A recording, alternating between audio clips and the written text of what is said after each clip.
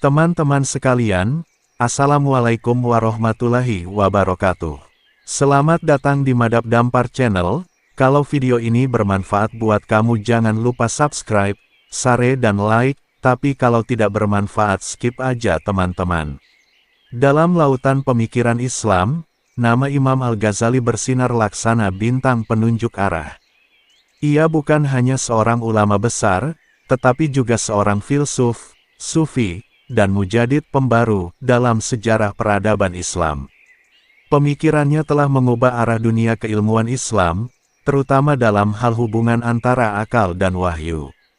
Salah satu mutiara kebijaksanaan yang selalu diulang oleh Imam Al-Ghazali adalah bahwa akal manusia, betapapun tingginya, harus tetap tunduk dan patuh pada wahyu ilahi.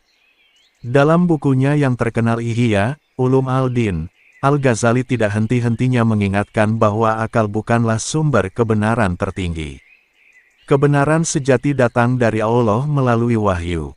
Akal hanyalah alat untuk memahami, bukan untuk mendikte.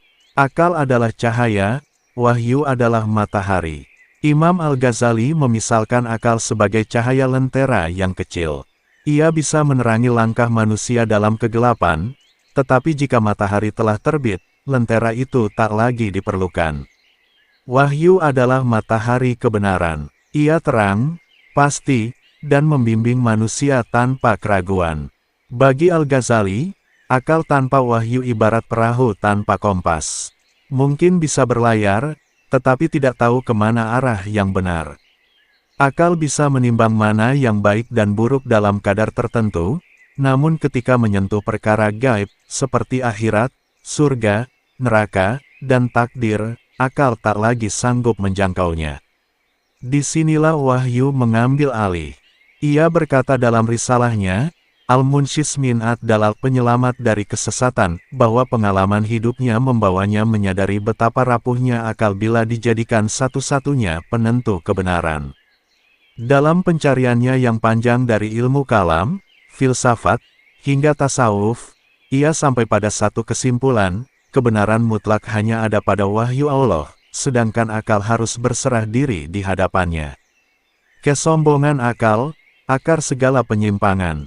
Al-Ghazali dengan tajam mengkritik kaum filosof pada zamannya, seperti Ibn Sina dan Al-Farabi, yang menurutnya terlalu membesarkan peran akal hingga berani menafsirkan wahyu sesuai logika manusia.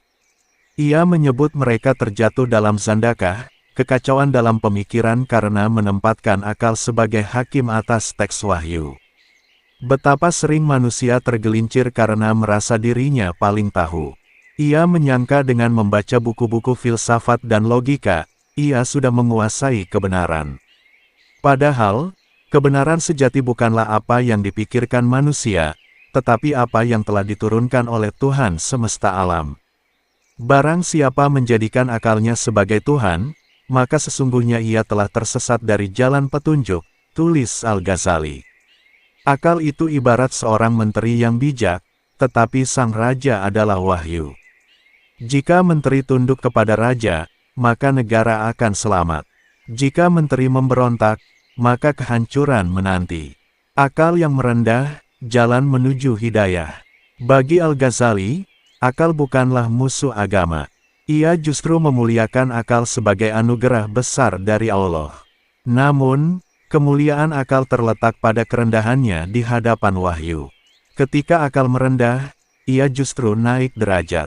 Ketika ia tunduk, ia diberi pemahaman yang lebih dalam. Ia menulis, ilmu yang benar adalah ilmu yang membuatmu merasa kecil di hadapan Tuhan, bukan ilmu yang membuatmu merasa lebih tinggi dari wahyu. Ilmu yang sejati adalah ilmu yang mendekatkan manusia kepada Allah, bukan menjauhkannya.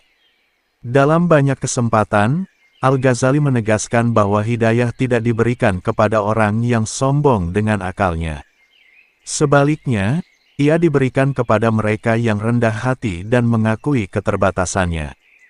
Wahyu adalah cahaya yang hanya menyinari hati yang bersih dan terbuka, bukan hati yang tertutup oleh ego dan keangkuhan akal. Ilmu tanpa wahyu adalah kesesatan yang halus. Al-Ghazali sangat prihatin dengan maraknya orang berilmu yang jauh dari agama. Ia menyebut mereka sebagai orang-orang tersesat dengan pakaian ulama. Mereka pandai berbicara, menguasai logika, namun hatinya kosong dari cahaya wahyu. Mereka menyangka ilmunya adalah jalan keselamatan, padahal justru menjadi sebab kehancurannya. Ilmu tanpa wahyu adalah racun yang mematikan. Ia bisa menyesatkan lebih jauh daripada kebodohan.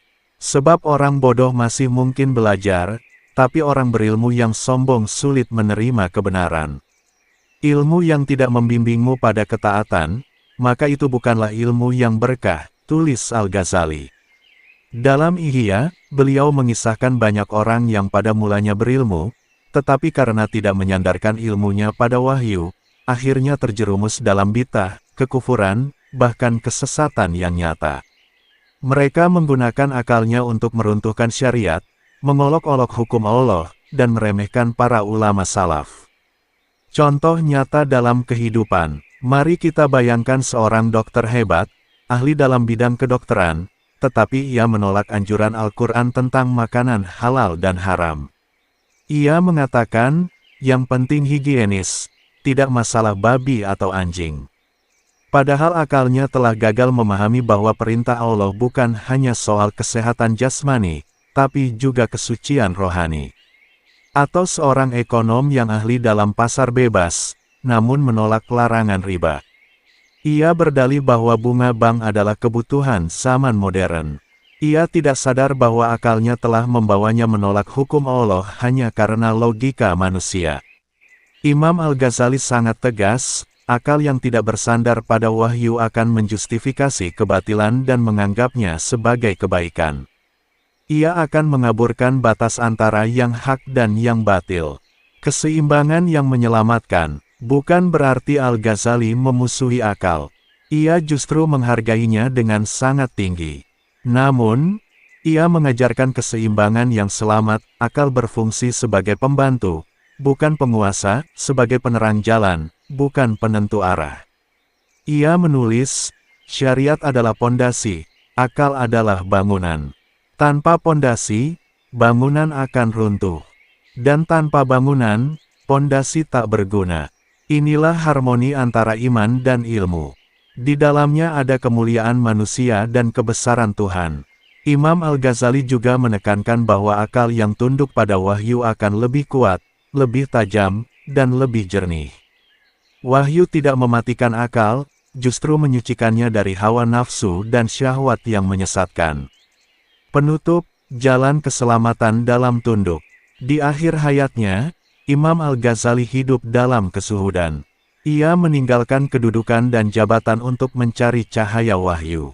Ia menulis, mengajar, dan beribadah dalam ketenangan. Dalam salah satu suratnya, ia menulis, "Kini aku lebih bahagia dalam kesederhanaan, karena aku telah menemukan bahwa kebenaran sejati bukan pada debat, tetapi pada sujud." Nasihat Imam Al-Ghazali tetap relevan hingga hari ini. Di zaman di mana logika sering dijadikan standar tunggal, dan wahyu dianggap kuno, kita diingatkan untuk kembali menundukkan akal kita kepada firman Allah. Karena akal itu lemah, terbatas, dan mudah tertipu. Sementara wahyu datang dari Yang Maha Mengetahui, Maha Bijaksana, dan Maha Sempurna. Tunduklah kepada wahyu, maka engkau akan selamat. Gunakan akalmu untuk memahaminya, bukan menolaknya. Karena disitulah letak kemuliaan seorang hamba.